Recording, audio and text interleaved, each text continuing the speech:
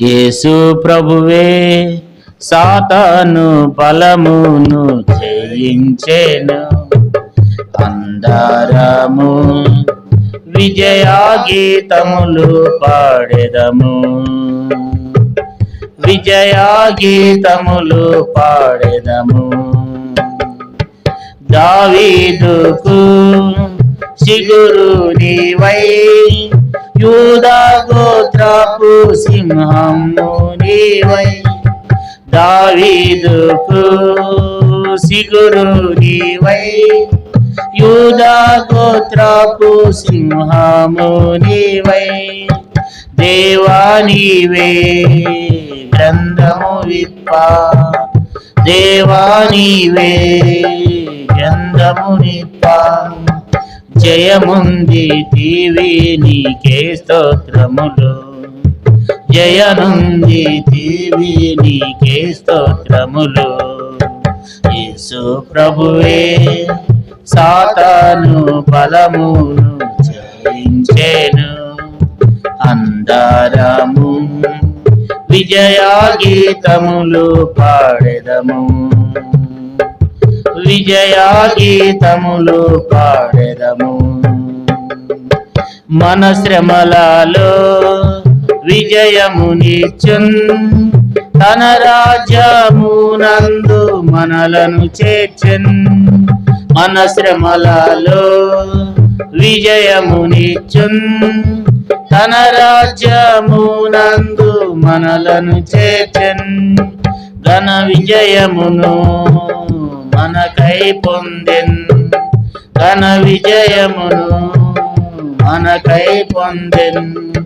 మన విజయము యేసే అని హర్షించెదము, మన విజయము యేసే అని హర్షించెదము. యేసు ప్రభువే సాతాను బలమును జయించెను. అందరము విజయా గీతములు పాడెదము, విజయా గీతములు పాడెదము.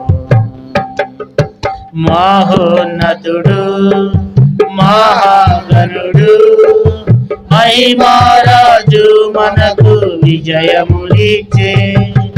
మహోన్నతుడు మహాగణుడు మహిమారాజు మనకు విజయమునిచ్చే. మరణము గెలిచి తిరిగి లేచే, మరణము గెలిచి తిరిగి లేచే. ఆర్భాటముతో మనము హర్షించెదము, ఆర్భాటముతో మనము హర్షించెదము. యేసు ప్రభువే సాతాను బలమును జయించెను. అందరము విజయా గీతములు పాడెదము, విజయా గీతములు పాడెదము.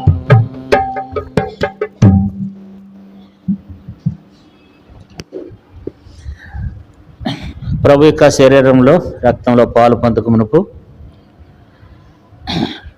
న్యాయాధిపతుల గ్రంథం 13వ అధ్యాయము, న్యాయాధిపతులు 13వ అధ్యాయము మొదటి వచనాన్ని చదువుకుందాం.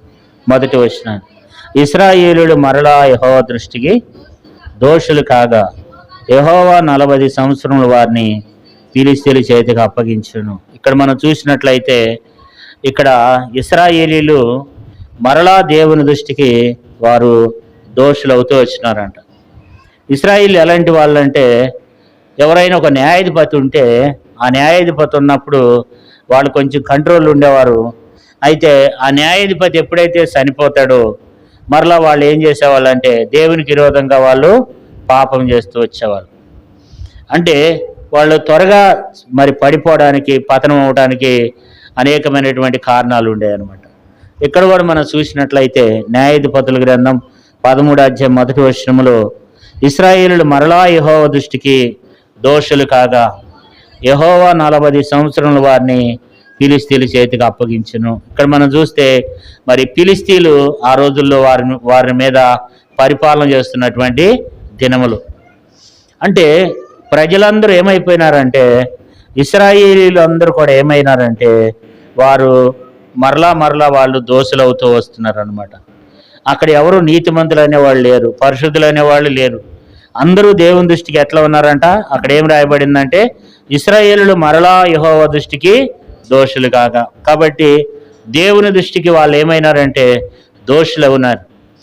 దేవుని బాధపరుస్తున్నారు, దేవుని దుఃఖపరుస్తున్నారు. నీతిమంతులు లేడు, ఒక్కడ కూడా అక్కడ కనిపించడం లేదు. అయితే ఒక కుటుంబం కనబడుతుంది. అక్కడ పరిస్థితి చూస్తే ఆ కాలమున 2వ వచనం రాయబడింది, ఆ కాలమున దాని వంశస్థుడును జోర్యా పశ్నోత్తుడును అయిన మనోహను ఒకడు ఉండెను. అతని భార్య గొడ్డురాలై కానుపు లేకుండాను. ఇక్కడ మనం చూసినట్లయితే ఇశ్రాయేలులందరూ ఏమైపోయినారంట? మరలా యెహోవా దృష్టికి దోషులైపోయినారు. దేవుడు అక్కడున్న ప్రజలందరినీ చూస్తూ వచ్చినాడు అనమాట. వాళ్ళందరూ దేవుని దృష్టికి దోషులుగా ఉన్నారు. కానీ ఒక కుటుంబం మాత్రం, ఒక భార్యాభర్తలు మాత్రం ఎట్లున్నారంట? వాళ్ళు మాత్రమే దేవుని కనపడుతున్నారు అక్కడ.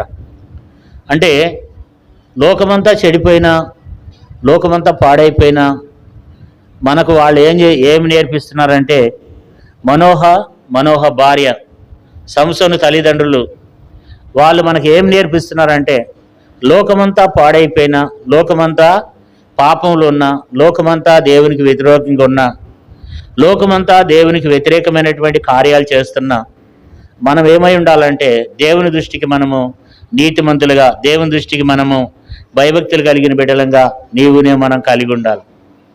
మరి 2వ వచనంలో చదువుకుంటూ వచ్చినాం, ఆ కాలమున అని రాయబడింది. ఏ కాలమున అంటే ఇశ్రాయేలులు దోషులై ఉన్నటువంటి కాలంలో, ఇశ్రాయేలులు ఉన్నటువంటి దోషులై ఉన్నారు. ఆ కాలమున అంటే ఆ కాలం ఎలాంటిదంటే, ఇశ్రాయేలులు మరలా దేవుని దృష్టికి ఏం చేశారు? దోషులై ఉన్నారు. ఆ కాలంలో అందరూ చెడిపోయి ఉన్నారు, అందరూ పాపంలో, లోకంలో ఇష్టారాజ్యంగా జీవిస్తున్నారు. కానీ మరి ఆ కాలంలో దాను వంశస్థుడు జోర్యా పశ్నోత్తుడు నైనా మనోహ అని ఒకడు ఉండెను. అంటే అంతమందిలో ఆ కాలంలో ఒక్కడున్నాడు.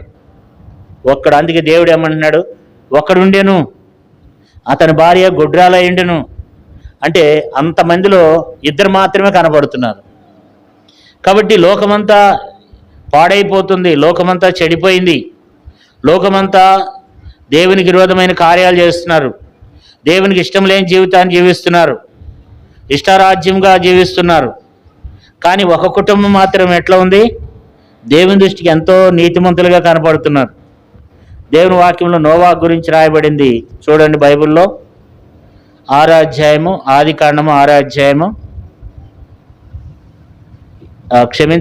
ఆదికాండం 7వ అధ్యాయం 1వ వచనం, యెహోవా ఈ తరం వారిలో నీవే నా ఎదుట నీతిమంతుడు అయింట చూచితిని గనుక నీవును నీ ఇంటి వారిని ఓడలో ప్రవేశించుడి. అంటే లోకమంతా పాడైపోయింది, కానీ ఆ రోజుల్లో నువ్వు ఒక్కడే ఏమై ఉన్నావు?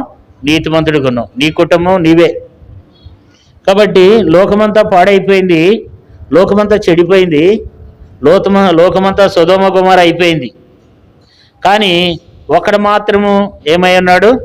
పరిశుద్ధుడై ఉన్నాడు. బైబిల్లో కూడా లోతు దినాల్లో ఎట్లా ఉందంట? లోతు దినాల్లో లోకమంతా ఏమైపోయింది? లోకమంతా ఎవరికి ఇష్టం వచ్చినట్లు వాళ్ళు జీవిస్తున్నారు, లోకమంతా పాపంలో జీవిస్తున్నారు, అంధకారంలో జీవిస్తున్నారు. కానీ ఒక కుటుంబం మాత్రం ఎట్లుంది? బైబిల్లో చూసినట్లయితే పేతురు రాసిన 2వ పత్రిక, 2 పేతురు 2వ అధ్యాయము,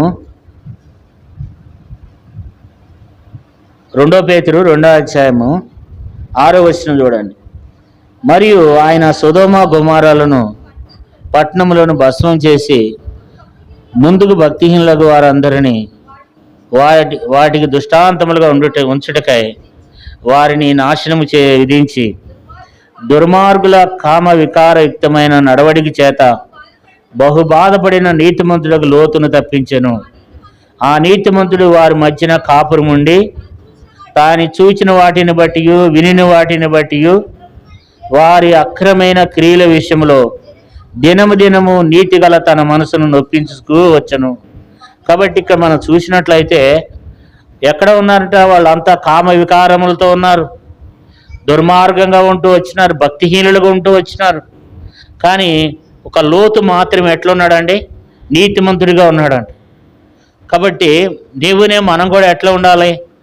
ఇక్కడ కూడా మనం చూసినట్లయితే న్యాయాధిపతుల గ్రంథం 13వ అధ్యాయంలో 1వ వచనంలో చూస్తే ఇశ్రాయేలీయులు అందరూ ఏమైపోయినారు? దోషులైనారు, యెహోవా దృష్టికి దోషులైనారు. కానీ ఆ కాలమున మరి దేవుడు చూస్తూ వచ్చినప్పుడు వారందరినీ రక్షించడానికి, వారందరిని నడిపించడానికి ఎవరైనా వాళ్ళు కావాలి. మరి వాళ్ళందరూ కావాలంటే ఆ కాలంలో ఎవరున్నారు? 2వ వచనంలో న్యాయాధిపతులు 13:2లో ఆ కాలమున అని రాయబడింది. ఆ కాలంలో మరి మనోహ తప్ప ఎవరు లేరు. మనోహ తన భార్య ఉన్నారు, ఇంకెవరు లేరు. అందరూ కూడా ఏమైపోయినారంటే అందరూ కూడా దేవునికి విరోధమైన పాపాలు చేస్తూ దుర్మార్గంగా వాళ్ళకి ఇష్టం వచ్చినట్లుగా జీవిస్తున్నారు. ఎవరికి నచ్చిన రీతిలో వాళ్ళు ప్రవర్తన చేస్తున్నట్లుగా దేవుని వాక్యంలో మనం చదువుకుంటూ వస్తున్నాం. కానీ ఆ కాలమున అని రాయబడింది. ఆ కాలంలో ఒకడుండెను అని దేవుని వాక్యంలో రాయబడి వచ్చింది. కానీ ఇక్కడ కూడా మనం చూసినట్లయితే అందరూ ఏమైపోయినారంట? యెహోవా దృష్టికి దోషులైనారు. అంటే మనం చాలాసార్లు నా భక్తి జీవితం పాడైపోవడానికి వాళ్ళు కారణం, వీళ్ళు కారణం అని మనం చెప్తాం అన్నమాట. ఎవరు కారణం కాదు. మన భక్తి జీవితాన్ని మనం కాపాడుకోవాలి, మన ఆత్మీయ జీవితాన్ని మనం కాపాడుకోవాలి. వాళ్ళు కూడా చూసినట్లయితే ఆ దినాల్లో ఎట్లా ఉంది ఆ పరిస్థితుల్లో, ఆ కాలంలో ఇశ్రాయేలీయులు అందరూ మొత్తం చెడిపోయి ఉన్నారు. అందరూ దేవుని దృష్టికి దోషులైనారు. దేవుడు వాళ్ళని శత్రువుల చేతికి అప్పగించినాడు. కానీ ఒక కుటుంబం మాత్రం, ఒక భార్యాభర్తలు మాత్రం ఎట్లా ఉన్నారంటే దేవుడు వాళ్ళని దర్శించడానికి అనుకూలంగా ఉన్నారు. కాబట్టి వాళ్ళిద్దరి విషయంలో మనం చూసినట్లయితే, ఆ భార్యాభర్తలు ఇద్దరి విషయంలో మనం చదువుకున్నట్లయితే వారు దేవుని యందు భయభక్తులు గలవారు. అందరూ చెడిపోయినారు, అందరికీ దేవుని భయం లేదు, అందరూ యెహోవా దృష్టికి దోషులై ఉన్నారు. కానీ వాళ్ళిద్దరు మాత్రం ఎట్లున్నారంట? దేవుని యందు వాళ్ళిద్దరు మాత్రమే దేవుని యందు భయభక్తులు కలుగున్నారు. దేవుడు వారిని చూస్తూ వచ్చినాడు, దేవుడు వారిని గమనిస్తూ వచ్చినాడు. అందుకనే 2వ వచనంలో రాయబడింది, ఆ కాలమున దాను వంశస్థుడును జోరియా పశ్నస్థుడు అయిన మనోహ అను ఒకడుండెను. అతని భార్య గొడ్రాలై కానుపు లేకుండా. దేవుడు వారిని చూస్తూ వచ్చినాడు. అరే, ఇంతమంది చెడిపోయి ఉన్నారు, ఎవరైనా ఉన్నారా అని చూస్తే దేవుడికి ఒక ఇద్దరు కనపడ్డారంట. వాళ్ళిద్దరు ఎవరంటే మనోహ భార్య. మనోహ భార్య పేరు అక్కడ రాయబడలేదు, కానీ కొంతమంది పేర్లు దేవుడు ఎందుకనో రాయలా. కొంతమంది పేర్లు దేవుని, స్త్రీల పేర్లు, కొంతమంది పురుషుల పేర్లు కొన్ని బైబిల్లో కనిపించవు మనకు. ఆ దేవుని యొక్క సంకల్పం, దేవుని ఉద్దేశం ఏముందో మనకు తెలియదు. కానీ మనకు ఆ పేరు గురించి మనకు అవసరం లేదు. కానీ ఇద్దరు భార్యాభర్తలు ఉన్నారు, వాళ్ళిద్దరు మాత్రమే ఎట్లా ఉన్నారంట? వాళ్ళిద్దరూ దేవుని యందు భయభక్తులు కలిగి ఉన్నారు. వాళ్ళిద్దరు మాత్రమే నీతిమంతులుగా ఉన్నారు. వారిద్దరు మాత్రమే భక్తి కలిగి ఉన్నారు. మిగతా వాళ్ళందరూ ఏమైపోయినారంట? మిగతా వాళ్ళందరూ దేవుని దృష్టికి దోషులైపోయినారు. మిగతా వాళ్ళందరూ దేవుని యొక్క ఉగ్రతకు పాలైపోయినారు. వాళ్ళంతా మిగతా వాళ్ళందరి మీదకి దేవుని యొక్క ఉగ్రత వచ్చింది. దేవుడు వారిని ఫిలిష్తీయుల చేతికి 40 సంవత్సరములు దేవుడు వారికి ఫిలిష్తీయులు, ఒక తరం అంతా చెడిపోయింది. 40 సంవత్సరములు దాదాపు ఒక తరమే ఏమైపోయిందంటే దేవుని దృష్టికి వాళ్ళు దోషులైపోతూ వచ్చినారు. కానీ ఒక ఇద్దరు మాత్రం ఎట్లున్నారంట? నీతిమంతులుగా, పరిశుద్ధులుగా, మరి దేవుని యందు భయభక్తులు కలిగిన బిడ్డలుగా ఒక కుటుంబాన్ని దేవుడు అక్కడ మనకు చూపిస్తున్నాడు. ఆ కుటుంబంగా నీవునే మనం కలిగి ఉండాలి. ఈ లోకంలో ఎంతోమంది, లేదా మన గ్రామంలో, లేదా మన పట్టణంలో ఎంతోమంది చెడిపోయి ఉండొచ్చు, లేకపోతే మన సంఘంలో, లేకపోతే మన ఇంట్లో భక్తిహీనత ఉండొచ్చు, దేవుని భయం లేని వాళ్ళు ఉండొచ్చు. కానీ నీ మట్టికి నీవు, నా మట్టికి నేను, మన మట్టికి మనం ఏం కలిగి ఉండాలి? భక్తి జీవితాన్ని కలిగి ఉండాలి, నీతిమంతులంగా ఉండాలి, పరిశుద్ధులంగా ఉండాలి. దినదినం మన యొక్క ఆత్మను మనం కాపాడుకోవాలి. ఏమోనండి, అందరూ అదే పాపంలో ఉన్నారు కదా, అందరూ లోకమంతా ఆచారాలతో నింపబడిపోయి ఉన్నారు, లోకమంతా అలవాట్లతో నింపబడి, లోకమంతా ఎలా రకరకాలుగా ఎంజాయ్ చేస్తున్నారు, ఎవరికి ఇష్టం వచ్చిన వాళ్ళు చేస్తున్నారు. నేను కూడా జీవిస్తానంటే కుదరదు. నీ భక్తి నిన్ను రక్షించేదిగా ఉంది. మనల్ని మనం ఎంతగానో మనం కాపాడుకునే వారంగా ఉండాలి. ఇక్కడ భార్యాభర్తలు ఇద్దరు కనపడుతున్నారు. వీళ్ళిద్దరికి నేను నా తలాంపు ఏంటంటే, వీళ్ళిద్దరు మాత్రమే దేవుని యందు భయభక్తులు గలవాళ్ళు, వీళ్ళిద్దరు మాత్రమే నీతిమంతులుగా ఉన్నారు. లేకపోతే దేవుడు వాళ్ళని ఎందుకు దర్శిస్తాడు? మరి ఆ దేశంలో ఎంతమంది సంతానం లేని వారు ఎంతమంది ఉండి ఉంటారు?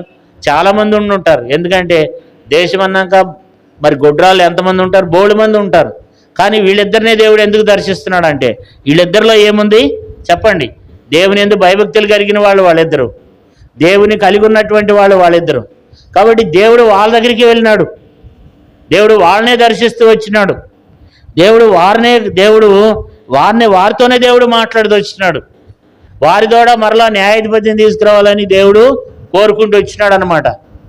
అంతేకాదు వీళ్ళిద్దరు ఎలాంటి వాళ్ళు అంటే 3వ వచనం రాయబడింది చూడండి. 3వ వచనం, యెహోవా దూత ఆ స్త్రీకి ప్రత్యక్షమై, ఇదిగో నీవు గొడ్రాలవు, నీకు కానుపు లేకపోయిను, అయితే నువ్వు గర్భవతి అయి కుమారుని కందువు, కాబట్టి నువ్వు జాగ్రత్తగా ఉండి ద్రాక్షరసమునే కానీ మద్యమునే కానీ తాక్కుందుము, అపవిత్రమైనది దేనినైనను తినకుందుము. నువ్వు గర్భవతివై కుమారుని కందువు, అతని తల మీద మంగళకత్తి వేయకూడదు. ఆ బిడ్డ గర్భమున పుట్టినది మొదలుకుని దేవునికి నాజూరు చేయబడిన వాడై ఫిలిష్తీయుల చేతుల నుండి ఇశ్రాయేలును రక్షింప మొదలుపెట్టునని ఆమెతో అనగా. ఇక్కడ మనం చూస్తే ఇక్కడ ఒక స్త్రీ కనపడుతుంది. మనోహ ఆ సమయంలో లేడు. ఆ సమయంలో దేవుని యొక్క దూత ఎవరు కనపడుతూ వచ్చినాడు? మనోహ భార్య కనపడుతూ వచ్చినాడు, ఆమెతో కనపడుతూ వచ్చినాడు. అంటే ఈ భార్య భర్తలు ఇద్దరు ఎవరంటే దేవుని ప్రత్యక్షత కలిగిన వాళ్ళు. దేవుడిని ఎవరు చూస్తారు చెప్పండి? అందరూ దేవుని చూడగలరా? మీరు ఇక్కడ ఇంతమంది కూర్చున్నాం, మనం ఎప్పుడన్నా దేవుని చూసామా? లేకపోతే దేవుని దూతను చూసామా? ఎంతమంది చూశారు? నేను దేవుని చూశాను స్వయంగా, ఆయన నాతో మాట్లాడినాడు అన్నవాళ్ళు ఎవరైనా ఉన్నారు ఇక్కడ? లేము. ఎందుకని అంటే మనం ఇంకా అంతగా ఆ స్థితిలోనికి మనం రాలే. దేవుడు ఎవరు కనబడతాడు? మత్తయి సువార్తలో ఏముంది? హృదయ శుద్ధి గలవారు ధన్యులు, వారు దేవుని చూస్తారు. వారు హృదయ శుద్ధి కలిగిన వాళ్ళు, వారు అక్కడ పరిశుద్ధులై ఉన్నారు, వారిలో ఆత్మీయత ఉంది, వారిలో మరి దేవుని యొక్క ప్రత్యక్షత ఎవరికి కలుగుద్ది? వాళ్ళు ఎంతో యథార్థవంతులు, వాళ్ళు ఎంతో భక్తిపరులై ఉన్నారు కనుక దేవుడు వారికి కనపడ్డాడు, దేవుడు వారికి దర్శనం అయితే వచ్చినాడు. అంటే వీళ్ళిద్దరు కూడా ఎలాంటి వాళ్ళు అంటే దేవుని ప్రత్యక్షత కలిగిన వాళ్ళు. దేవునే మనం కూడా ఆ రీతిగా ఉండాలని దేవుడు కోరుకుంటున్నాడు. నేను రాత్రి దేవుని వాక్యాన్ని ధ్యానం చేస్తూ వచ్చినప్పుడు దేవుడు నాతో మాట్లాడినాడు అనమాట. నా మట్టుకి నేను, నీ మట్టుకి నువ్వు, మనం ఎట్లా ఉండాలంటే దేవుని ప్రత్యక్షత కలిగిన వారమై ఉండాలి. దేవుడు మనతో మాట్లాడే అంత స్థితిలోనికి మనం రావాలి. అలాంటి అనుభవాన్ని మనం కలిగి ఉండాలి. దేవుడు వారికి ప్రత్యక్షమైన, ఆమెకు ప్రత్యక్షమైనాడంట. ఆమెకు దేవుడు ఏం చేస్తూ వచ్చినాడు? యెహోవా దూత ఆ స్త్రీకి ప్రత్యక్షమై, చూడండి అసలు ఆ స్త్రీ ఎంత పరిశుద్ధురాలైతే, ఎంత నీతిమంతురాలైతే, ఎంత గొప్పదైతే, ఆ స్త్రీకి దేవుని దూత కనపడతాడు. ఆమె కనపడటమే కాదు, నువ్వు గొడ్రాలు అయి ఉన్నావు, నువ్వు కానుపు లేకుండా ఉన్నావు, కాబట్టి నువ్వు ఇప్పుడు గర్భవతి అయి కుమారుని కందు అంటున్నాడు. కాబట్టి కొన్ని నియమాలు చెప్పినాడు. 4వ వచనంలో అన్నాడు, కాబట్టి నువ్వు జాగ్రత్తగా ఉండి ద్రాక్షరసమే కానీ మద్యమునే కానీ తాక్కుండము, అపవిత్రమైనది దేనినైనను తినకుందము, నువ్వు గర్భవతివై కుమారుని కందువు. అంటే దేవుడు ఆమెకి అనేకమైనటువంటి విషయాలు, కొన్ని నియమ నిబంధనలు ఆమెకు చెప్తూ వచ్చినాడు. నీకు పుట్టబోయేవాడు పరిశుద్ధుడై ఉన్నాడు, ఒక మంచి భక్తిపరుడైనటువంటి ఒక బలమైనటువంటి వ్యక్తి నీ గర్భంలో రాబోతూ ఉన్నాడు. దేవునికి అతను నాజూరు చేయబడిన వాడు, అతని తల మీద మంగళకత్తి వేయకూడదు. కాబట్టి నువ్వు ద్రాక్షరసం కానీ మద్యం కానీ నువ్వు తాక్కుండా ఉండాలి, నువ్వు అపవిత్రమైనది ఏది కూడా తినకూడదు, నువ్వు ఒక ప్రత్యేకంగా ఉండాలని చెప్పి దేవుని యొక్క దూత ఆ స్త్రీతో మాట్లాడుతూ వచ్చినాడు. ఆ స్త్రీతో మాట్లాడుతూ వచ్చినప్పుడు ఆ స్త్రీ దగ్గర ఎవరు లేరు? తన భర్త లేడు. అయినప్పుడు కూడా ఆ స్త్రీతో దేవుని యొక్క దూత ఏం చేస్తూ వచ్చినాడంట? మాట్లాడుతూ వచ్చినాడు. స్త్రీలైన వారు కూడా ఏమై ఉండాలంటే మనం దేవుని యందు భయభక్తులు కలిగి ఉండాలి, భక్తి జీవితాన్ని కలిగి ఉండాలి, ఆత్మీయత కలిగి ఉండాలి. మనలో ఆ ఆత్మీయ జీవితాన్ని మనం కలిగి ఉండే వారంగా, దేవుని యొక్క ప్రత్యక్షతను మనం పొందుకునే వారంగా మనం కలిగి ఉండాలి. నిజంగా మరి ఆ స్త్రీ దేవుని యొక్క ప్రత్యక్షతను ఆమె పొందుకుందంటే ఆమె ఎంత భక్తిపరురాలై, ఎంత ప్రార్థన పరురాలైతే దేవునితో ఆమె కనపడతాడు అక్కడ కదా. కాబట్టి ఇప్పుడు మరి ఆ యొక్క భర్త లేని సమయంలో దేవుని దూత ఆమెకి కనపడుతూ వచ్చినాడు, అనేక విషయాలు చెప్తూ వచ్చినాడు. అయితే ఆ స్త్రీ ఏం చేసింది? 6వ వచనం చూడండి. ఆ స్త్రీ తన పెనిమిటి వద్దకు వచ్చి, దైవజనుడు ఒకడు నా యొద్దకు వచ్చెను, అతని రూపము దేవదూత రూపమును పోలినదై మిక్కిలి భీకరముగా ఉండెను. అతడు ఎక్కడి నుండి వచ్చెనో నేను ఎరగలేదు. అతడు తన పేరు నాతో చెప్పలేదు. కాబట్టి మరలా భర్తతో చెప్తూ వచ్చింది, అయా మరి దైవజనుడు ఒకడు నా యొద్దకు వచ్చినాడు, కాబట్టి తన రూపం ఈ రీతిగా ఉంది, తను ఎంతో మరి అతని ముఖాన్ని చూస్తూ వచ్చినప్పుడు దేవదూత రూపం వలె ఉంది, మిక్కిలి భీకరముగా ఉన్నాడు, కాబట్టి నేను అతను చూస్తూ వచ్చినాను, అతను ఎక్కడి నుంచి వచ్చాడో నాకు తెలియదు, అయితే నాతో ఈ మాటలు మాట్లాడుతూ వచ్చినాడు, నేను గర్భవతిని అవుతానంట, నేను కుమారుని కంతానంట, కాబట్టి నన్ను మద్యం కానీ కాబట్టి మరి అపవిత్రమైనది ఏది కూడా తినకూడదని చెప్పి ఆ దైవజనుడు చెప్తూ వచ్చినాడు అని చెప్పి అక్కడ ఆమె మాట్లాడుతూ వచ్చింది కదా. అప్పుడు మనోహ ఏం చేశాడంట? 8వ వచనం చూడండి, 8వ వచనం. అందుకు మనోహ, నా ప్రభువా, నువ్వు పంపిన దైవజనుడు మరలా మా యొద్దకు వచ్చి, పుట్టబో ఆ బిడ్డకు మేము ఏమేమి చేయవలను దాన్ని మాకు నేర్పినట్లు దయచేయమని యెహోవాను వేడుకొనగా, దేవుడు మనోహ ప్రార్థన ఆలకించిన కనుక ఆ స్త్రీ పొలంలో కూర్చునుండగా దేవుని దూత ఆమెను దర్శించింది. ఇక్కడ మనం చూసినట్లయితే మనోహ ప్రార్థన చేస్తూ వచ్చినారు. భార్యాభర్తలు ఇద్దరు మరలా ఏం చేశారు? ప్రార్థన చేశారు అన్నమాట. అంటే ఈ కుటుంబం ఎలాంటి కుటుంబం అంటే ప్రార్థనా కుటుంబం అన్నమాట. భార్యాభర్తలైన వారు ఖచ్చితంగా ప్రార్థనా పరులై ఉండాలి. ఏ కుటుంబంలో అయితే భార్యాభర్తలు ఇద్దరు ప్రార్థన చేస్తారో ఆ కుటుంబం ఆశీర్వదించబడుతుంది. దేవుని బిడ్డలారా, భార్యాభర్తలు ఇద్దరు ప్రార్థన పరులై ఉండాలి. ఇప్పుడు ఆ దూత కనపడినాడు, వెళ్ళిపోయినాడు. ఇప్పుడు ఈ స్త్రీ తన భర్తకు చెప్తూ వచ్చింది, అయ్యా నేను ఒక దైవజనుడు ఒకడు నా యొద్దకు వచ్చినాడు, అతన్ని చూస్తూ వచ్చినాను, అతను ఎక్కడి నుంచి వచ్చాడో నాకు తెలియదు, నాకు ఈ విషయాలన్నీ చెప్తూ వచ్చినప్పుడు ఆమె చెప్పినప్పుడు తను ఏం చేస్తూ వచ్చినాడు అంటే ప్రార్థన చేశారు. 8వ వచనంలో 9వ వచనంలో వారిద్దరు ప్రార్థన చేశారనమాట. ఏమని ప్రార్థన చేశాడంటే మనోహ ప్రార్థన చేశాడు. అందుకు మనోహ, నా ప్రభువా, నీవు పంపిన దైవజనుడు మరలా మా యొద్దకు వచ్చి, పుట్టబో ఆ బిడ్డకు మేము ఏమేమి చేయవలనో దాన్ని మాకు నేర్పునట్లు దయచేయమని యెహోవాను వేడుకొనగా. ఇక్కడ మనం చూస్తే మనోహ ప్రార్థన చేశాడు, ప్రభువా, మాకు ఒక దైవజనుడు వచ్చినాడంట, నా భార్య దగ్గరకు ఒక అతను వచ్చి చెప్పిండంట, మరలా ఆ దైవజనుడు మా యొద్దకు రావాలి, మరలా ఆ దైవజనుడు మా యొద్దకు పంపించండి, ఆ పుట్టబో బిడ్డ ఎలాంటి వాడు అవుతాడో, ఎలాంటి వాడుగా మేము వ్యక్తిని పెంచాలో ఒకసారి నాతో కూడా చెప్పాలి అని చెప్పి మరలా ప్రార్థన చేస్తూ వచ్చినప్పుడు దేవుడు మనోహ ప్రార్థన ఆలకించి దేవుడు మరలా ఆ స్త్రీని మరలా మనోహ లేనప్పుడే ఆ స్త్రీ పొలంలో కూర్చుని ఉండగా దేవుని దూత మరలా ఆమెను ఏం చేస్తూ వచ్చినాడు? మరలా దర్శిస్తూ వచ్చినాడు కదా. అంటే భార్యాభర్తలు ఇద్దరు ఏమై ఉండాలి చెప్పండి? ప్రార్థన పరులై ఉండాలన్నమాట. ప్రతి విషయంలో దేవుని దగ్గర ప్రార్థించే వారంగా ఉండాలి కదా. పిల్లల విషయంలో కూడా మనం ఏం చేయాలి చెప్పండి? ఆయన ఏమని ప్రార్థన చేస్తూ వచ్చినాడు? ఏమన్నాడు? 8వ వచనంలో ఆ బిడ్డను ఏం చేయాలి? ఆ బిడ్డకు మేము ఏమేమి చేయవలనో దానిని మాకు నేర్పినట్లు దయచేయమని యెహోవాని వేడుకున్నాడు. అయ్యా, ఒక కుమారుడు పుడతాడంట, ఆ బిడ్డను మేము ఎట్లా పెంచాలి, వాడికి మేము ఏమేమి చేయాలి అనేది మాకు నేర్పించండి అని ప్రార్థన చేశాడు.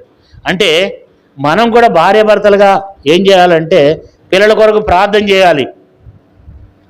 ప్రభా, మా పిల్లల్ని ఏ రీతిగా మేము పెంచాలి, వారికి మేము ఏమేమి చేయాలనేది దేవుని బిడ్డలంగా మనం ఏం చేసేవారమై ఉండాలంటే మనం ప్రార్థన చేసేవారమై ఉండాలని దేవుని వాక్యం మనకు తెలియజేయబడుతుంది.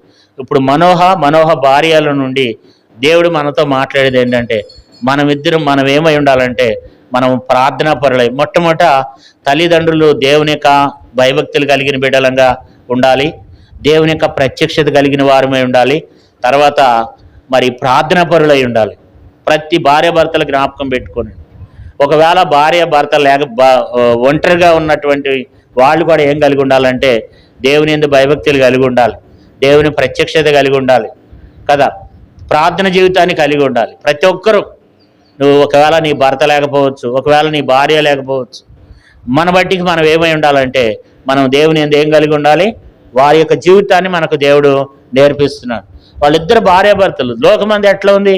లోకమంతా యెహోవా దృష్టికి ఏమైపోయినారు?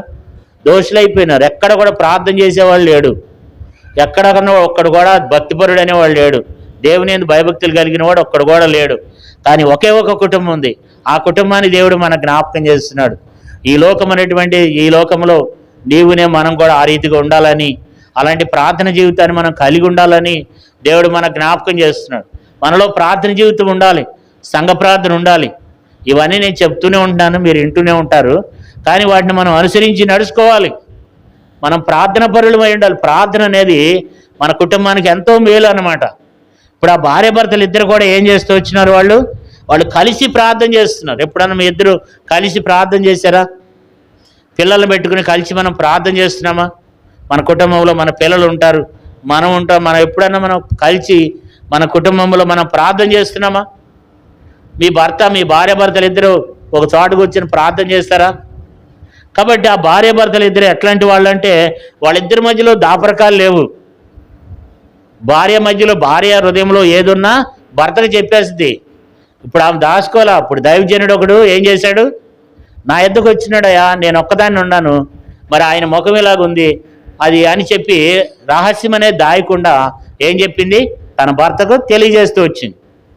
భార్య భర్తలు అయిన వాళ్ళు కూడా వాళ్ళ నుంచి మనం నేర్చుకోవాల్సిన విషయం ఏంటంటే, భార్య భర్తలు ఇద్దరు ఒకరు కూడా దాపరికమైనది ఏది ఉండకూడదు. ఒకసారి ఒక కుటుంబాన్ని నేను ఎరుగుదును. ఒక భర్త ఏం చేస్తాడంటే ఆ సెల్ ఫోన్కి పాస్పోర్ట్ చెప్పడంట ఆమెకి. అంటే ఆమెకి ఏంటి? ఆ భర్త మీద అనుమానం, ఆ సెల్ ఫోన్లో ఏముందో చూడాలని అనుమానం. ఒకసారి లాగు తీయొచ్చు కదా, ఏమైంది నీకు అంటే, ఆయన వేరే అక్రమ సంబంధంలో ఉన్నాడు కాబట్టి ఇప్పుడు అతను ఆ సెల్ ఫోన్ పాస్పోర్ట్ చెప్పడు, ఆయన ఒక్కడికే.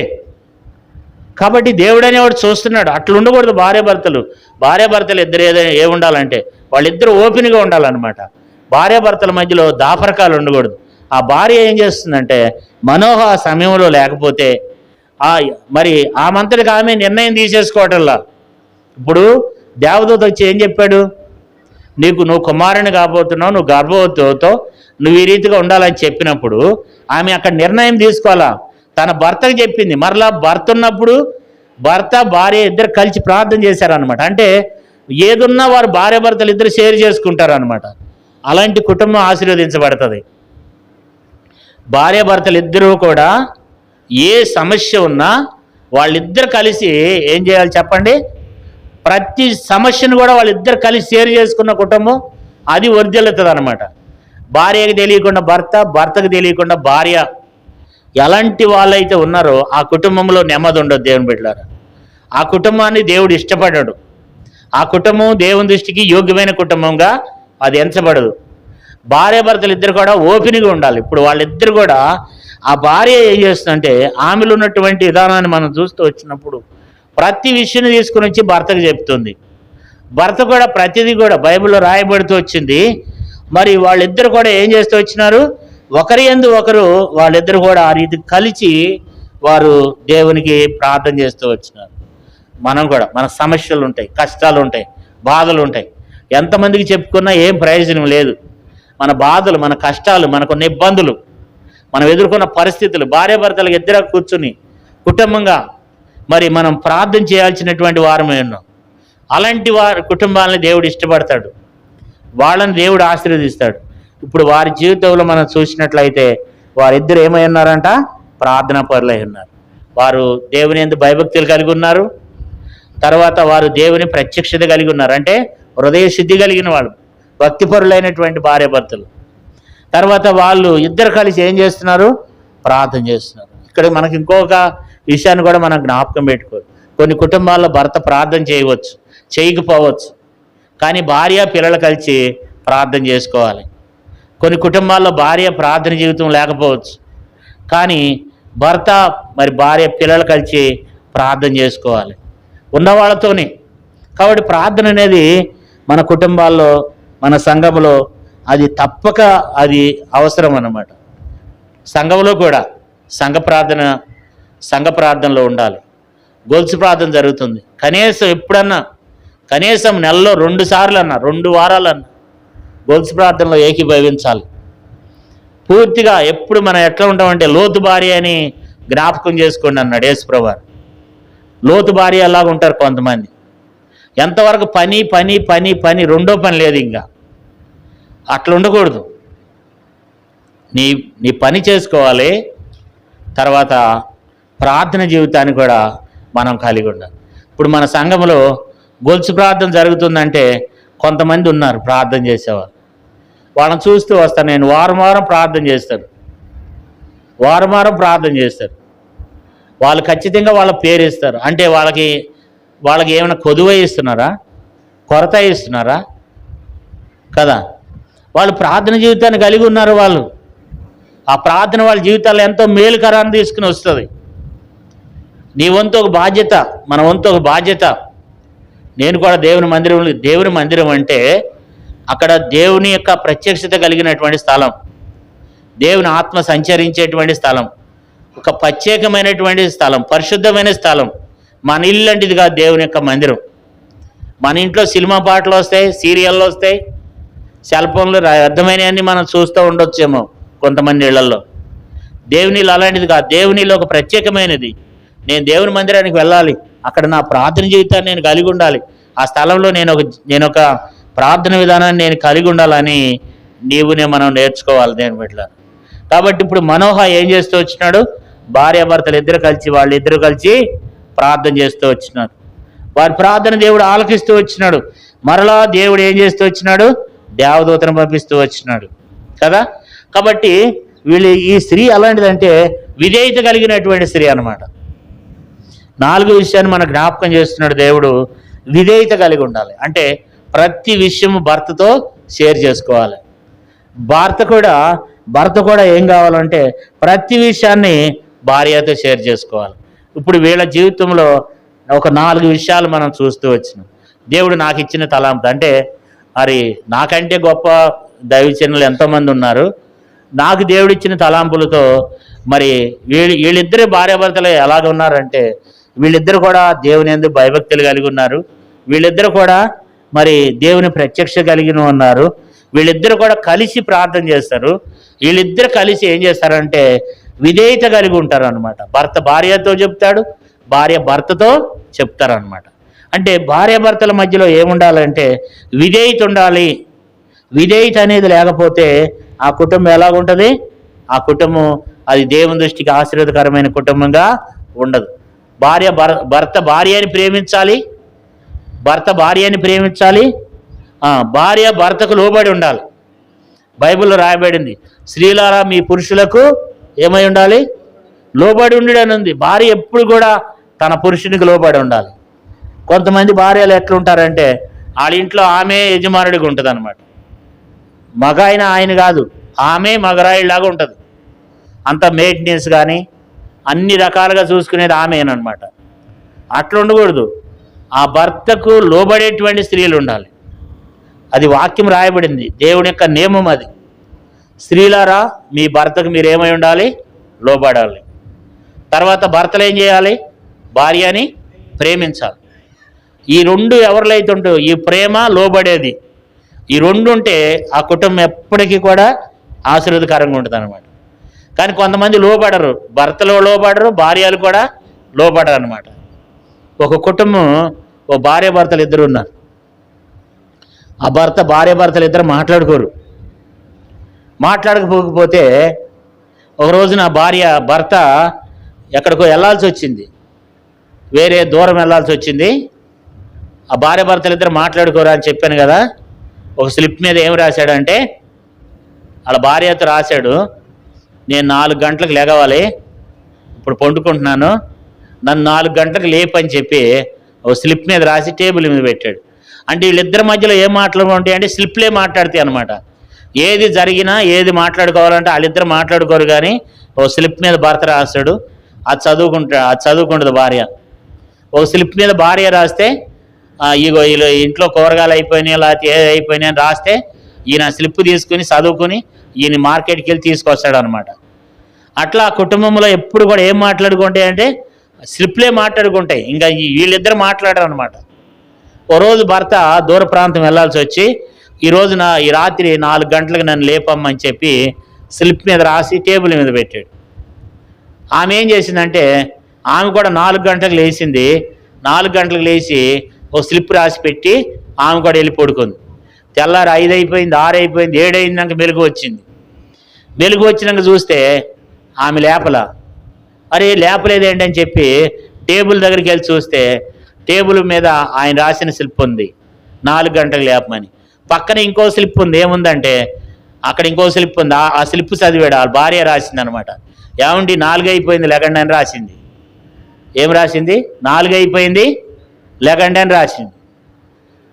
అంటే అలాంటి కుటుంబాలు ఏమన్నా ఆశీర్వాదకరంగా ఉంటాయా? అలాంటి కుటుంబాలుగా కాకుండా భార్యాభర్తలు ఇద్దరు కూడా ఈ ఆత్మీయత కలిగినటువంటి కుటుంబాలుగా, ఒకరికొకరు విధేయత కలిగిన బిడ్డలుగా ఆ భార్యాభర్తలు ఉండాలనేది దేవుని యొక్క ఉద్దేశం. వీళ్ళిద్దరు దేవుడు మనకు ఏం జ్ఞాపకం చేస్తున్నాడంటే, వీళ్ళిద్దరిలో ఉన్నటువంటి ఆ విధేయత చూడండి. ఇప్పుడు పెళ్ళైన వారు, పెళ్లి కాని వాళ్ళు కూడా దేవుడు తలంపిస్తున్నాడు. పెళ్లి కాబోయే వాళ్ళు కూడా నీ భర్తకి ఏం చూపించాలి? విధేయత కలిగి ఉంటేనే. ఎవరో ఒకరు తగ్గాలి. నేను తగ్గేది లేదంటే ఆ కుటుంబం అది దేవుని వర్ధిల్లదు. కాబట్టి భార్య భర్తకు లోబడాలి, భర్త భార్యని ఏం చేయాలి? ప్రేమించాలి. అది ఎఫెసీయులకు రాసిన పత్రిక 5వ అధ్యాయంలో ఉంది, మనం చదవవసరం లేదు. కాబట్టి ఈ స్త్రీ ఏం చేస్తూ వచ్చిందంటే, ఆమె ప్రతి విషయం తన భర్తకు చెప్తుంది అనమాట. భర్తకు చెప్తుంటే ఇప్పుడు భర్త ఏం చేస్తూ వచ్చినాడు? ఆమె చెప్పింది ఆలకిస్తూ వచ్చినాడు. ఆమె చెప్పిన మాట ఇంటి వచ్చినాడు అనమాట. ఇంటి వచ్చి వీళ్ళిద్దరు కూడా ఏం చేస్తూ వచ్చినారు? ప్రార్థన చేస్తూ వచ్చినారు. మరలా అప్పుడు ఏమైంది? మరలా దూత ఏం చేస్తూ వచ్చినాడు చూడండి, 10వ వచనం చదువు. ఆ సమయమున ఆమె యొద్ద ఉండలేదు గనక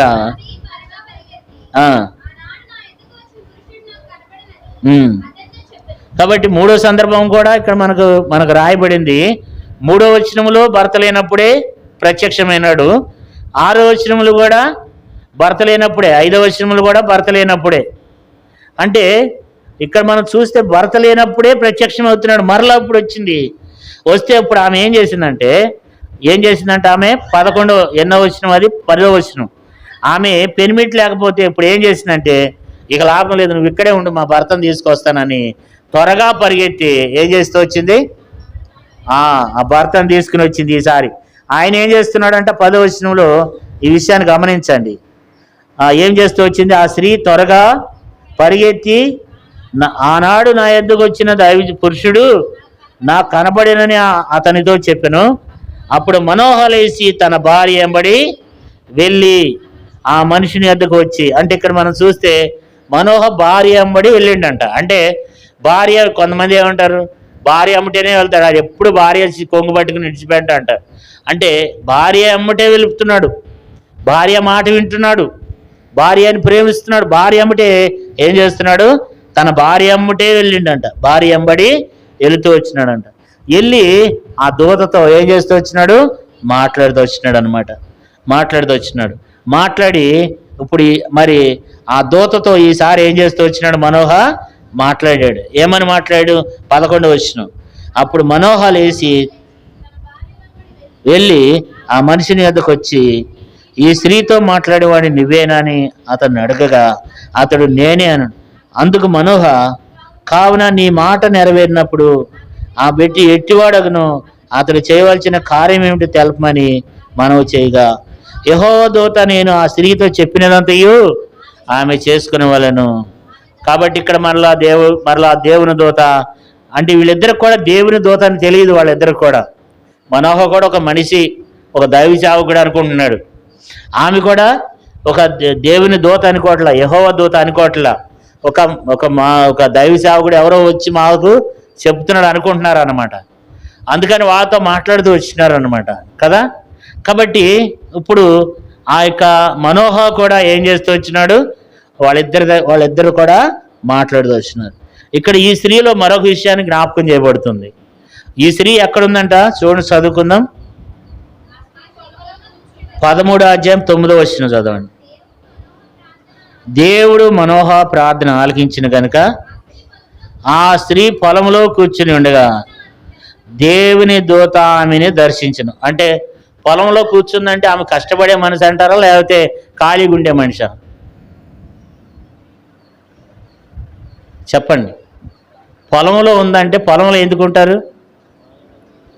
కష్టపడే మనిషా లేకపోతే ఖాళీగా తిరిగే మనిషా? చెప్పండి గట్టిగా. కష్టపడే మనిషి. అంటే భార్య భర్తలు ఇద్దరు కూడా వాళ్ళు ఏం చేస్తారంటే కష్టపడతారు. ఇక్కడ దేవుడు మనకి ఇంకో విషయాన్ని జ్ఞాపకం చేస్తున్నాడు.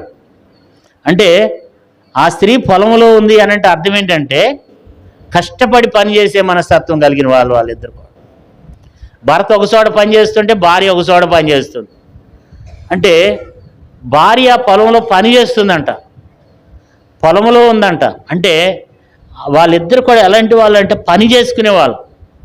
మనకు దేవుడు ఒకటి జ్ఞాపకం చేస్తున్నాడు ఏంటంటే ఇంటికాడ ఒట్టి ఖాళీగా కూర్చోకూడదు, ఏదో ఒక పని చేయాలి. భార్య చేసే పని భార్య, భర్త చేసే పని భర్త కదా.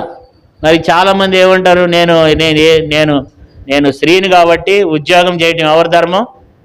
ఉద్యోగం చేయటం పురుషుని ధర్మం కాబట్టి ఆయనే చేయాలంటారు. అట్లా కాదు. బైబిల్లో రాయబడింది ఏం చేయకూడదు, పని చేయకుండా ఏం చేయొద్దంట, భోజనం చేయకూడదంట. కాబట్టి ఇద్దరు కష్టపడాలి. అంటే సామెతల గ్రంథంలో రాయబడింది ఆమె పని చేయకుండా ఏం చేయదంట, భోజనం చేయదంట. అంటే భార్య భర్తలు ఇద్దరు కష్టపడాలి. సామెతల గ్రంథంలో గుణవతి అయిన భార్య అని గురించి అక్కడ రాయబడుతూ వచ్చింది. 31 అధ్యాయం 17 వచనంలో ఆమె తన ఇంటి వారి నడతలను బాగా కనిపెట్టును, పని చేయకుండా భోజనము చేయదు. అంటే భార్య భర్తలు ఇద్దరు కూడా ఏం చేయాలి? కష్టపడాలి. కొంతమంది పని చేయరు కాబట్టి పని చేసేవారు ఉండాలి. ఇప్పుడు వాళ్ళిద్దరు కూడా ఏం చేస్తున్నారు? వాళ్ళిద్దరు కష్టపడే వాళ్ళు అనే విషయాన్ని దేవుడు జ్ఞాపకం చేస్తున్నాడు. కాబట్టి పని అంటే మరి కొంతమంది ఏం చేస్తారు, ఇంక పని అంటే పనే. లోతు భార్య అన్నమాట. లోతు భార్య ఏం చేసిందండి? లోతు భార్య ఇక ఎంతవరకు పని పని పని పని పని భౌతికమైన వాటి విషయంలో తప్ప ఆత్మీయ విషయాల్లో ఉండరు కొంతమంది. ఇప్పుడు కూడా చాలామంది ఎట్లున్నారంటే ముళ్ళ పొదల్లో పడిన విత్తనాలు అయిపోయినారు, ఎదగని స్థితిలో ఉన్నారు. ఎందుకంటే ఐక్యక విచారంలో ధనమోసం ఏం చేసింది? వాళ్ళని అణిసివేసింది. కాబట్టి వాళ్ళు ఏటికి రాలేరు. సంఘ ప్రార్థనలు కానీ నియమ కొడుకులకు కానీ ఏదో ఆదివారం మాత్రం అట్లా వస్తూ ఉంటారు అనమాట. కారణం ఏంటంటే ఆల్రెడీ వాళ్ళని ముళ్ళ పొదలు ఏమైనాయి, వాళ్ళని అణిసివేసినాయి అన్నమాట. అవన్నీ కాదు, మనము కష్టపడాలి. ఆత్మీయ విషయాల్లో కూడా కష్టపడాలి. పగలంతా పని చేసుకోవాలి, రాత్రి అయిందంటే దేవుని కార్యంలో కూడా పాల్గొనాలి. కొంతమంది ఉంటారు సంఘ ప్రార్థనకు రారు, పనికి వెళ్తే సంఘ ప్రార్థన ఉండదు వాళ్ళకి. అంటే ఎంతవరకు ఆ పనే, ఎంతవరకు కుండలు తోముకోవటం, ఎంతవరకు పొలం పని చేసుకోవటం, మళ్ళీ వచ్చిన కాడ నుంచి ఇంట్లో పని చేసుకోవటం, తర్వాత ఇక వాళ్ళ పని వాళ్ళకే, వండుకోవటం, తినటం, పడుకోవటం. అంటే ఇక ఆత్మీయ విషయాలు ఎప్పుడు మనం బలపరచబడేది? పని అంటే ప్రత్యేకంగా అదే పని కాదు. మార్త ఏం చేసిందంట? మార్త విస్తారమైన పనులు పెట్టుకుందంట. మరియా యేసు పాదముల చెంత కూర్చుంది. అంటే పని అంటే పని చేయాలి, కానీ ప్రత్యేకంగా అదే పని దేవుని విడిచిపెట్టి చేస్తే కుదరదు. ఆ పని వర్ధిల్లదు. నీ పని వర్ధిల్లాలంటే దేవుని యందు భయభక్తులు కలిగి ఉండాలి. నీ ప్రార్థన జీవితం కూడా ఎంతో ఆశీర్వాదకరంగా ఉండాలి. ఈ విషయాన్ని మనం జ్ఞాపకం పెట్టుకోవాలి. అన్ని కార్యక్రమాలకు మనం పాల్గొన్నప్పుడే ఆ కుటుంబం వర్ధిల్లుతుంది అన్నమాట. కాబట్టి ఒక పని అంటే పనే కాదు, ఆత్మీయ విషయాలు కూడా దేవుని పనులు కూడా మనం ఏం చేయాలి? దేవుని పని కూడా చేయాలి. మన భౌతికానికి, మన యొక్క దేహానికి కావాల్సినటువంటి కష్టపడాలి. తర్వాత ఆత్మీయ విషయాల్లో కూడా మనం కష్టపడే వారంగా ఉండాలి. ఒక దేహం కొరకే కాదు, ఒక పొట్ట కొరకే కాదు, మరి దేవుని కొరకు కూడా మనం ఏం చేయాలంటే మనం కష్టపడే వారంగా ఉండాలి. ఈ విషయాన్ని మనకు జ్ఞాపకం చేస్తుంది. అయితే వీళ్ళిద్దరు కూడా ఎలాంటి వాళ్ళంటే ఇద్దరు కూడా కష్టపడేటువంటి తత్వాన్ని కలిగి ఉన్నవారు అన్నమాట. తర్వాత వీళ్ళిద్దరు ఎవరంటే దేవుని దూత అప్పుడు వారి యొద్దకు వచ్చినప్పుడు ఇప్పుడు వాళ్ళిద్దరు ఏం చేస్తున్నారు చూద్దాం. చూడండి 15 వచనం చదవండి. 15 వచనం. అప్పుడు మనోహ, మేము ఒక మేకపిల్లను సిద్ధపరిచి నీ సన్నిధిని ఉంచు వరకు నువ్వు ఆగమని మనవి చేస్తున్నామని యెహోవా దూత చెప్పగా, యెహోవా దూత, నీవు నన్ను నిలిపినను నీ భోజనం నేను తినను, దహన బలిని అర్పించాను ఉద్దేశించిన ఎడల యెహోవాకు దాన్ని అర్పింపవలనని మనోహతో చెప్పెను. అతడు యెహోవా దూత అని మనోహకు తెలిసి ఉండలేదు.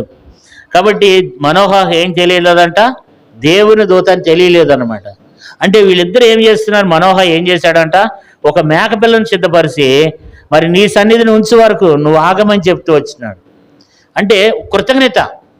అంటే ఒక దైవజనుడు వచ్చాడు మా దగ్గరికి వచ్చి అనేక విషయాలు మాకు తెలియచేస్తూ వచ్చినాడు కనుక, పుట్టబోయేవాడు ఎలాంటి వాడు ఉండాలి ఆ విషయాలు అన్నీ తెలియచేస్తూ వచ్చినాడు కనుక, ఇప్పుడు ఒక దహన బలి అర్పిస్తాం, ఒక మేకపిల్లని తీసుకుని వస్తాం, మేము మీకు బలి అర్పిస్తాం అని ఇద్దరు కలిసి ఏం చేస్తున్నారంటే, వాళ్ళిద్దరు కలిసి బలిపీఠాన్ని కట్టి వాళ్ళు బలి అర్పిస్తూ వచ్చినారు అనమాట. 19వ వచనం చూడండి. అంతటా మనోహ నైవేద్యముగా ఒక మేకపిల్లను తీసుకుని ఒక రాతి మీద యెహోవాకు అర్పించెను. మనోహయు అతని భార్య చూచుండగా ఆ దూత ఆశ్చర్య కార్యము చేసెను. ఎట్లనగా జ్వాలలు బలిపీఠం మీద నుండి ఆకాశమునకు లేచినుండగా యెహోవా దూత బలిపీఠం మీద ఉన్న జ్వాలల్లో పరమునకు ఆరోహణమైను. మనోహయు అతని భార్యయు దాన్ని చూచి సాగిలపడి. అంటే దేవునికి వీళ్ళిద్దరు కూడా ఏం చేస్తూ వచ్చినారు, అక్కడ కృతజ్ఞత తెలియజేస్తూ వచ్చినారు. దేవునికి వీళ్ళిద్దరు ఏమైనారంటే, వీళ్ళు దేవునికి కృతజ్ఞత కలిగిన వాళ్ళు. అంటే దేవుడు ఏదైనా మన ఎడలో ఒక కార్యం చేయబోతున్నాడు, లేదా దేవుడు మన ఎడలో ఒక కార్యం చేశాడు, దానికి బదులుగా మనం ఏం చేయాలి, కృతజ్ఞత స్తుతులు చెల్లించాలి. దేవునికి కృతజ్ఞత అంటే దేవునికి ఇచ్చే మనసు కలిగిన వాళ్ళు. అక్కడ దేవుడు చెప్పలా మీరు బలర్పించాలని చెప్పలా, కానీ వాళ్ళిద్దరు కలిసి బలర్పిస్తున్నారు. అంటే వాళ్ళు కేవలం ఒక నోటితో ఆరాధించే వాళ్ళే కాదు, క్రియల ద్వారా కూడా వాళ్ళు నీతిమంతులని రుజువుపిచ్చారు అనమాట. అంటే వాళ్ళిద్దరు కూడా ఏమై ఉన్నారంటే దేవునికి కృతజ్ఞత కలిగిన వాళ్ళై ఉన్నారు. దేవుడు తన దూతను పంపిస్తూ వచ్చినాడు. కాబట్టి ఇప్పుడు మేమేం చేయాలంటే, దేవుడు చేయబోయేటువంటి కార్యానికి మేము ఇప్పుడు ఏం చేయాలి, దేవునికి ఒక బలర్పించాలని చెప్పి భార్యాభర్తలు ఇద్దరు కూడా ఏం చేస్తూ వచ్చినారు, వాళ్ళు కృతజ్ఞత కలిగి దేవునికి ఏం చేస్తూ వచ్చినారు, వాళ్ళు బలర్పిస్తూ వచ్చారన్నమాట. దేవుణ్ణి వాళ్ళు బలర్పించి అక్కడ వాళ్ళు ఏం చేస్తూ వచ్చినారు, సాగిలపడ్డారు. 16వ వచనంలో 20వ వచనంలో చూసినట్లయితే 20వ వచనం చివరి లైన్లో చూస్తే కాబట్టి నేలకు సాగిలపడ్డారు. అంటే సాగిలపడిరి అనే మాటకు అర్థం ఏంటంటే ఆరాధించడం అనమాట. అంటే దేవుణ్ణి మహింపరుస్తూ వస్తున్నారు అనమాట. దేవుణ్ణి మనం ఏం చేయాలంటే ఆరాధన చేయాలి, దేవుణ్ణి ఆరాధించాలన్నమాట. భార్యాభర్తలు ఇద్దరు కూడా వాళ్ళిద్దరు కూడా ఏం చేస్తున్నారంటే దేవుణ్ణి ఆరాధన చేస్తున్నారు. నేటి దినాన్ని మనం ఆరాధన చేస్తున్నామా? దేవుని మందిరానికి తొందరగా వెళ్ళాలి, పాటల ద్వారా మనం దేవుణ్ణి ఆరాధించాలి, వాక్యం ద్వారా విన్న వాక్యాన్ని బట్టి దేవుని మనం ఆరాధించాలి. ఈ వేళ లేదు కొంతమందికి, అసలు మందిరానికి వెళ్ళాలనేటువంటి ఆశ లేదు. కాబట్టి మనం దేవుని ఆరాధించలేకపోతున్నాం. దేవుని ఏం చేయాలి, దేవునికి వీళ్ళిద్దరు కూడా ఏమై ఉన్నారట, వీళ్ళిద్దరు కూడా కృతజ్ఞత కలిగిన వారై ఉన్నారు. వీళ్ళిద్దరు కూడా దేవునికి ఏమై ఉన్నారు, వాళ్ళు కృతజ్ఞత కలిగిన వాళ్ళు. తర్వాత వాళ్ళు ఆరాధికులుగా కూడా కనపడుతున్నారు అన్నమాట. దేవుని ఆరాధించాలి. సమయం అయిపోతుంది, మందిరం సమయం 9 అయిపోయింది, ఏదో ఒకటి తిని త్వరగా రెడీ అయ్యి వెళ్ళాలి. కానీ కొంతమంది ఉంటారండి, అందరూ ఉండరు, కొంతమంది ఉంటారు, వాళ్ళు నాకు తెలుసు దేవుడికి తెలుసు అనమాట. వాళ్ళు రెడీ అయ్యి వాళ్ళు ఎప్పుడు రెడీ అవుతారు చెప్పను నేను, నాకు దేవుడు తలంపిస్తాడనమాట, దేవుడు చూపిస్తాడు కూడా. వాళ్ళు ఎప్పుడు రెడీ అవుతారంటే ఇక్కడ పాటలు స్టార్ట్ అయినప్పుడు బ్రష్ పెట్టి తోముతారు. అప్పుడు బ్రష్ పెట్టి తోమి రెడీ అయ్యి ఏం చేస్తారు, ఈ చీర బాగపోతే మళ్ళీ అక్కడ బారేసి ఇంకో చీర వేసుకొని, అంటే ఇంకో డ్రెస్ వేసుకుని పురుషులే కానీ స్త్రీలే కానీ అంటే ఇంకా కొంచెం తిని ఫ్రెష్గా తయారయ్యి నీట్గా తయారయ్యి ఎప్పుడు వస్తారు అంటే నీట్గా తయారయ్యి అంటే అట్లా ఉండొద్దని కాదు నేను చెప్పేది. అంటే దేవుని పని ముందు పెట్టుకుని మనం అంత జడ్జాగా అంత ఇదిగా రావడానికి మనుషుల దృష్టిలో యోగ్యమైందేమో కానీ దేవుని దృష్టిలో తీవ్రమైన ఉగ్రతకు గురవుతావు. ప్రియ సహోదరుడా సహోదరి, నువ్వెంత రెడీ అయ్యి దేవుడికి కావాల్సింది నీ పై రూపం కాదు, నీ హృదయం దేవునికి కావాలి. నువ్వు ఎలాంటి మేకప్లు వేసుకొస్తున్నావో, ఎలాంటి డ్రెస్సులు వేసుకొస్తున్నావో అనేది కాదు దేవునికి కావాల్సింది. నువ్వు ఎప్పుడు సమయానికి వస్తున్నావు అనేది దేవునికి కావాలి. దేవుని ఆరాధించాలి. దేవుని ఆరాధించేటువంటి విధానంలో నువ్వు ఉండాలి. కొంతమంది అట్లా ఉండరు అనమాట. స్త్రీల గుడికి కూడా కొంతమంది చూస్తూ ఉంటానన్నమాట. పాటలు అయిపోయాక, వాక్యం సగం అయిపోయాక అప్పుడు వాళ్ళ పనులను ముగించుకొని వస్తారు. వీళ్ళు ఎవరంటే ఎడవబడేస్తారు. వీళ్ళంతా కూడా నిజమండి, వాస్తవము, ఖచ్చితంగా పచ్చి నిజం.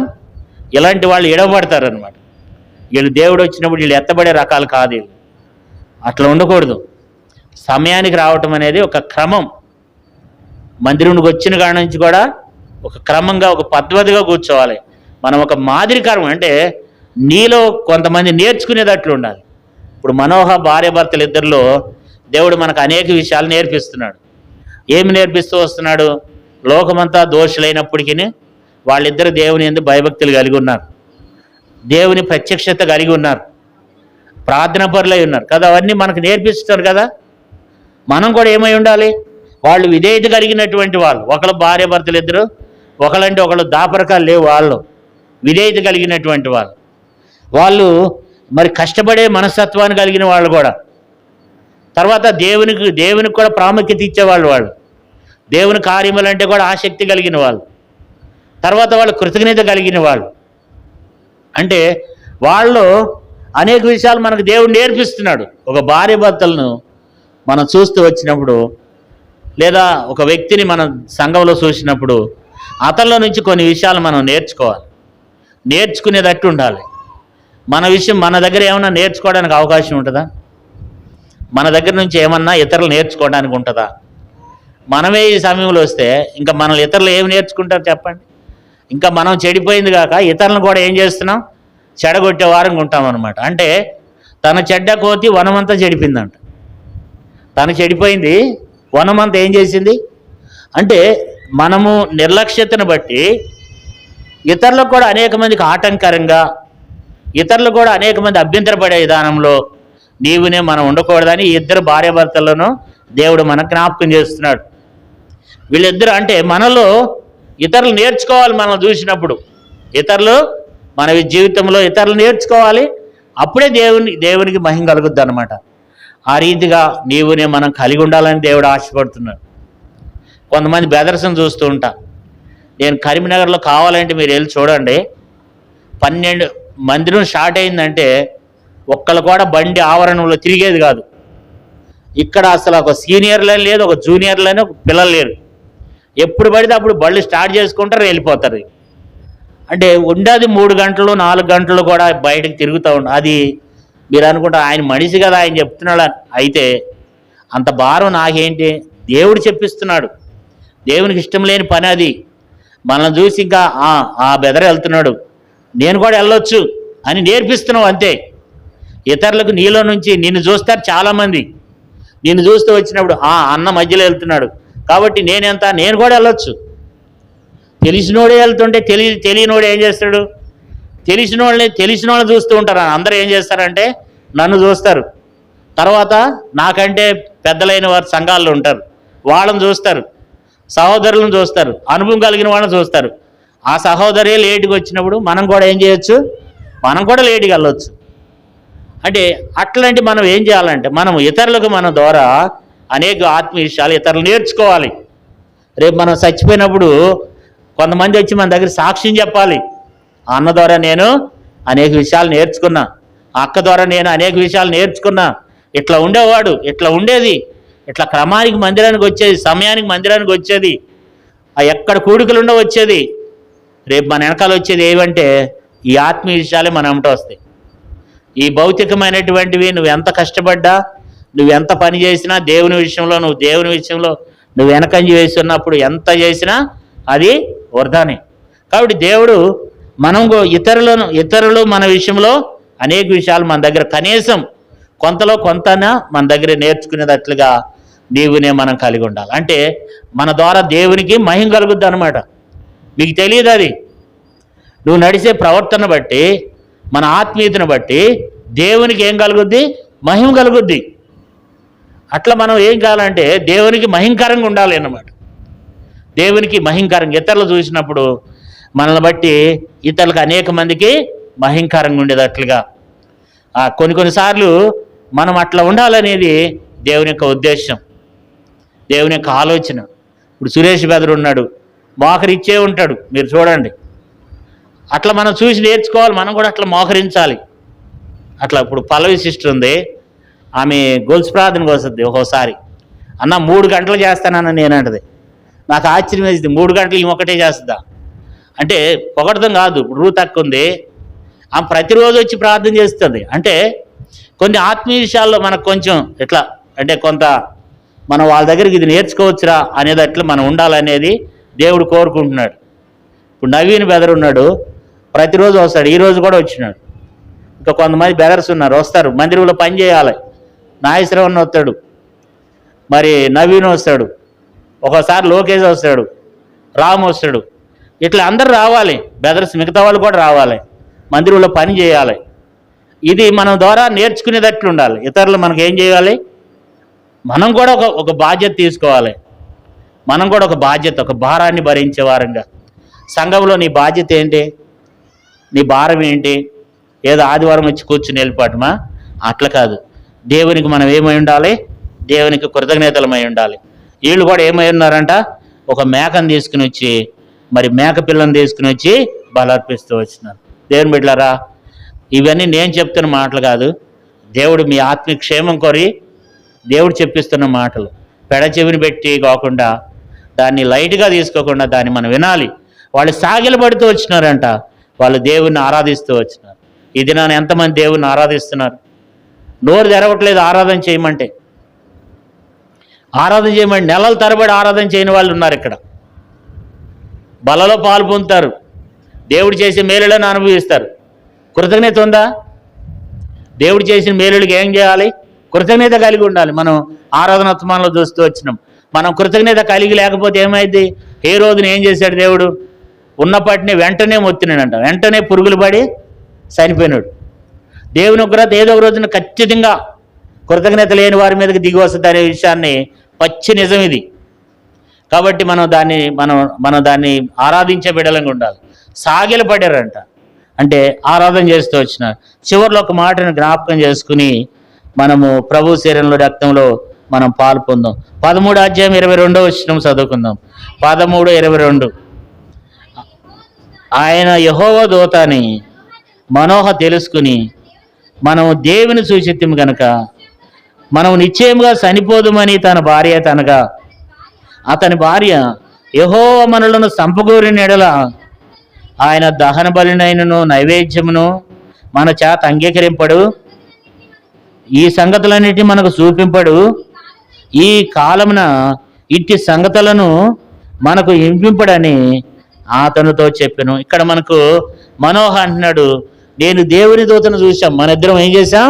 దేవుని దూతను చూసాం. ఇప్పుడు మనం చనిపోతాం, ఇంకా బతకము అని చెప్తున్నాడు. 22వ వచనంలో ఆయన యెహోవా దూత అని మనోహ తెలుసుకుని మనం దేవుని సూచిత్యం కనుక మనం నిశ్చయముగా చనిపోదామని తన భార్యతో చెప్తూ వచ్చినాడు. భార్యతో అన్నాడు, భయపడ్డాడు.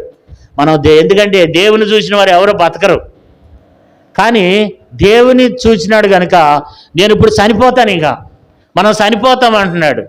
కానీ భార్య ఏమంటుందంటే, భార్య భర్తను ప్రోత్సాహం చేసేదిగా ఉందన్నమాట. అంటే మనోహ భార్య భర్తల్లో దేవుడు మనకు 7వ విషయం ఏంటంటే, మనము ఒకరినొకరు ప్రోత్సాహపరుచుకోవాలి. కొన్నిసార్లు భర్త రకరకాల టెన్షన్తో ఉంటాడు, ఆందోళనతో ఉంటాడు. ఆయన మనం ప్రోత్సాహం చేయాలి. ఏం కాదు, నువ్వెందుకు అట్లా భయపడుతావు, నువ్వెందుకు అట్లా టెన్షన్ గురవుతావు, ఏం కాదని ఒకరు ప్రోత్సాహపరుచుకోవాలి. మనోహ అంటున్నాడు, ఇక మనం చనిపోతాం అంటున్నాడు. కానీ ఆమె ఏమంటుందంటే, మనం ఎందుకు చనిపోతాం? అతని భార్య ఏమంటుంది చూడండి, 23వ వచనం. అతని భార్య యెహోవా మనలను సంపగోరిన ఎడల ఆయన దహన బలిని నైవేద్యమును మన చేత అంగీకరింపడు, ఈ సంగతులన్నిటిని మనకు చూపింపడు, ఈ కాలమున ఇటు సంగతులను మనకు వినిపింపడని అతనితో చెప్పింది. ఈ కాలాన్ని చూస్తే ఎలాంటి భయంకరమైన కాలం, అందరూ దోషులైపోయినారు. అసలు మనల్ని దేవుడు అంగీకరించడు. ఆయన మనల్ని చంపేవాడైతే నువ్వెందుకు భయపడతావు? ఆయన మనల్ని చంపేవాడైతే మనం అర్పించేటువంటి ఆయన మనం చంపితే మన దహన బలుడు ఆయన అంగీకరించేవాడు కాదు. ఈ సంగతులని మనకు చూపించేవాడు కాదు. ఇటు సంగతులను మనకి వినిపించేవాడు కాదు. ఏం కాదండి మనకి అని చెప్పి భర్తను ఏం చేస్తున్నామే, ధైర్యపరుస్తుంది. భార్య భర్తలు ఇద్దరు రకరకాల కొన్నిసార్లు భార్య కూడా రకరకాల టెన్షన్కి గురవుతారు. వాళ్ళు బలహీనైపోతూ ఉంటారు. భర్త ఆమెను బలపరచాలి, ధైర్యపరచాలి. ఒకరికొకరు భార్య భర్తలు ఇద్దరు ఏం చేయాలి చెప్పండి? ఒకరికొకరు ధైర్యపరుచుకోవాలి, ఒకరికొకరు ధైర్యంగా ఉండాలి. కొన్ని కష్టాలు వస్తాయి, బాధలు వస్తాయి. ఒకళ్ళు కుంగిపోతున్నారు అనుకోండి, ఇంకోళ్ళు ప్రోత్సాహపరచాలి. భార్య కుంగిపోతుంది, భర్త ఆమెను ప్రోత్సాహపరచాలి. భర్త భయపడుతున్నాడు, ఏదో కష్టాల్లో బాధల్లో ఉన్నాడు, టెన్షన్కి గురవుతున్నాడు, మనం వాళ్ళ ధైర్యపరచాల్సిన వారమై ఉన్నాం. ఇట్లా భార్య భర్తలు ఇద్దరు ఒకరికొకరు ఆదరించుకోవాలి. ఒకరు ఏం చేయాలి? భార్య భర్తలు ఇద్దరు ధైర్యపరచుకోవాలి. అలాంటి వ్యక్తులుగా నీవునే మనం కలిగి ఉన్నాం. భార్యకు బలహీనత వచ్చిందనుకో, ఎప్పుడు ఇంతనని ఇది శుద్ధ వేస్ట్ అనేది, ఇది అసలు ఇది భూమి మీద ఉందే కానీ అసలు దీనికి అన్నం పెడితే వేస్ట్. ఒక ఆయన అన్నాడు ఈ మధ్యన, ఇది రేషన్ బియ్యం ఫ్రీగా వస్తుంది అని పుట్టిందన్న అన్నాడు. రేషన్ బియ్యం అంట ఏమవుతున్నాయంట? ఫ్రీగా వస్తుంది అని పుట్టిందంట. ఈమె రేషన్ బియ్యం కోసమే పుట్టింది అంటున్నాడు. అట్లా ఉండకూడదు. భర్తకు బలహీనతలు ఉంటాయి, భార్యకు కూడా బలహీనతలు ఉంటాయి. భార్య భర్తలను దేవుడు పెట్టింది ఎందుకు? శరీర కోరికలను తీసుకోవడానికా? కాదు. భార్య భర్తలని దేవుడు ఇద్దరిని సాటి అయిన సహకారి. భర్త భార్యని ప్రేమించాలి, భార్య భర్తను లోబడాలి. భార్య భర్తకి ఎందుకంటే సహకారి, అట్లాగే భర్త కూడా భార్యకు సహకారి. వీళ్ళిద్దరు కూడా ఏమై ఉండాలి? సహకారులుగా ఉండాలి. ఒకరికొకరు వీళ్ళిద్దరే ప్రోత్సాహపరుచుకోవాలి. అలాంటి వారిగా ఉండాలి. అలాంటి వారిగా. నా భర్త ఎందుకు పనికిరాడు, వేస్ట్ గాడు, వాడు అసలు ఏ పని చేయడు. కొంతమంది భర్తను ఏమంటారండి? పేరు పెట్టి పిలుస్తారు. వీడి కూడా ఏంట్రా ఏంటి, అరే నీ పని అయిపోయిందిరా. ఒక ఆమె నేను చూసిన ఒక కుటుంబం నేను ఎరిగిన కరీంనగర్లో ఉండగా ఆమె అనేది, అరే నీ పని అయిపోయిందిరా, నాకు కోపం వచ్చిందంటే మంచిదా. అట్లా ఉండకూడదు. భార్య భర్తలు ఇద్దరు ఒకరికొకరు ఏం చేయాలి చెప్పండి అమ్మా? ప్రోత్సాహపరచుకోవాలి, ఒకరికొకరు ధైర్యపరచుకోవాలి. నా భర్తకు ఆరోగ్యం ఎట్లుందో చూడాల్సిన బాధ్యత భార్యది.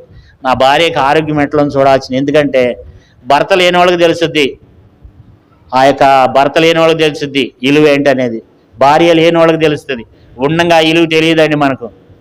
కాబట్టి మనం జాగ్రత్తగా దేవుడు ఇచ్చినటువంటి భర్తను, భార్యని మనం ఎంతో జాగ్రత్తగా కాపాడుకోవాలని దేవుడు హెచ్చరిక చేస్తున్నాడు. నీ భార్యని దేవుడు ఇచ్చినాడు.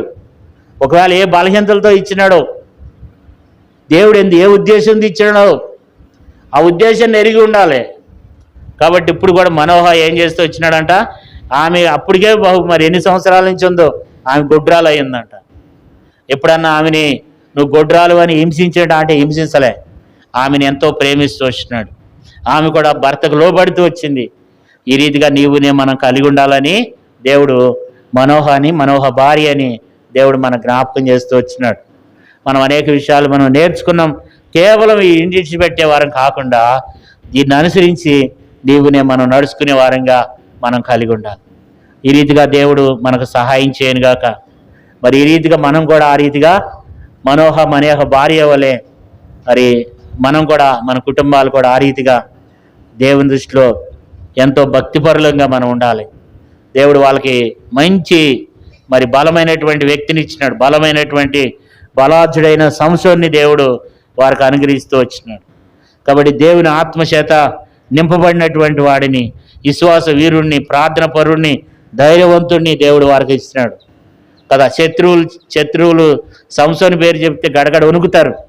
అలాంటి కుమారుణ్ణి దేవుడు వారికి ఇచ్చినాడు. కాబట్టి దేవుడు మనకు కూడా దేవుడు ఏదో సహాయం చేస్తాడు. ఏదన్నా ఒకటి కొదువు ఉందంటే దేవుని మీద మనం ఆధారపడి మనం దేవుని దగ్గర ప్రార్థన చేయాలి. దేవుడు మనకు కూడా సహాయం చేస్తాడు. ప్రార్థన చేసుకుందాం, మోకరించండి. ఒక 2 నిమిషాలు మరి మనోహ భార్యని దేవుడు మనకు జ్ఞాపకం చేస్తూ వచ్చినాడు. మనం ఎలాగున్నాం ఆత్మీయ విషయాల్లో? వాళ్ళిద్దరూ కూడా దేవుని యందు భయభక్తులు కలిగి ఉన్నారు. లోకమంతా దోషులైపోయినారు.